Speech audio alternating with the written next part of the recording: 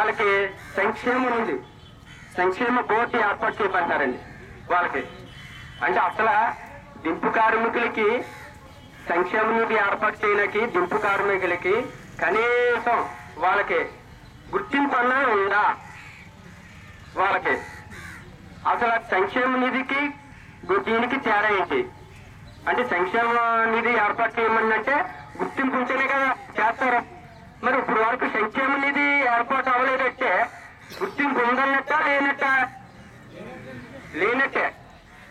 అందుకు దాన్ని కూడా సంక్షేమ నిధి కింద వాళ్ళు ఆ బోర్డుని ఏర్పాటు చేయమని అడుగుతున్నారు. అదేవిధంగా మా పిల్లలు గ్రామాల్లో చదువుకుంటున్నారండి. పెద్ద పిల్లలు, ధనికుల పిల్లలు పెద్ద పెద్ద కార్మికుల్లోనూ వాటిల్లోనూ వేసుకుంటున్నారు. మా పిల్లల్ని బోర్డు స్కూల్లో చదివింటున్నారు.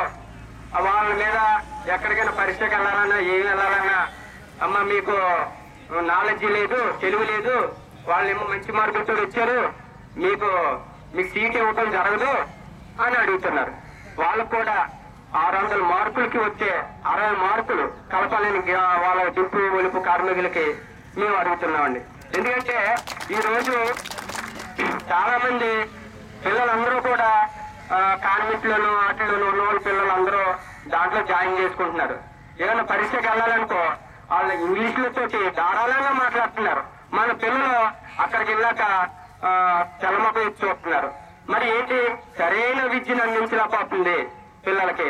అందు వాళ్ళకి గ్రామీణ ప్రాంతంలో ఉన్న పిల్లలకి మార్కులు, గ్రేస్ మార్కులు వాళ్ళకి ఇప్పించవలసిందిగా వాళ్ళకి కూడా ఒక డిమాండ్ లో అడుగుతున్నారండి.